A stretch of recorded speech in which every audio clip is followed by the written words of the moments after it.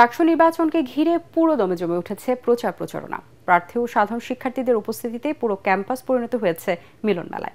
আবাসিক হল, টুকিটাকি চত্বর ও পরিবহন মার্কেট সবখানেই ভোটারদের কাছে ছুটছেন প্রার্থীরা। নিজেদের ও জোটের পক্ষে উপস্থাপন করছেন ভবিষ্যৎ পরিকল্পনা।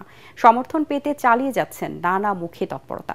এদিকে ছাত্রদল ও ইসলামী ছাত্র শিবির একে অপরের বিরুদ্ধে নির্বাচনী আচরণবিধি লঙ্ঘনের অভিযোগ তুলেছেন। অভিযোগ পাল্টা অভিযোগ এবং যথাসময়ে নির্বাচন হওয়ার ব্যাপারে শঙ্কা থাকলেও নির্ধারিত 16 অক্টোবর তারিখের নির্বাচন আর না পেছানোর বিষয়ে নিজেদের অবস্থান আবারও স্পষ্ট করেছে নির্বাচন কমিশন। আমাদের আচরণবিধিকে সম্মান জানিয়ে আমরা অভিযোগ করে গেলাম নির্বাচন কমিশনের কাছে, যেন তারা আচরণবিধি মোতাবেক এবং রাকসুর গঠনতন্ত্র মোতাবেক তারা একটি শাস্তি নিশ্চিত করে। রাকসু নির্বাচনটা অনেক পার্টিসিপেটরি হোক, সবার জন্য একটা লেভেল প্লেইং ফিল্ড থাকুক, সেই সাথে আমরা যারা প্রার্থী রয়েছে আমরা যাতে নির্বাচনের আচরণ বিধির দিকে একটু খেয়াল রাখি। আমাদের ছাত্ররাই প্রার্থী, তারাই ভোটার, তারাই ভোট দেবে এবং তারা তাদের বুদ্ধি বিবেক খাটিয়ে যারা যোগ্য তাদেরকে নির্বাচিত করবে, এটাই আমরা তাদের কাছে প্রত্যাশা করি।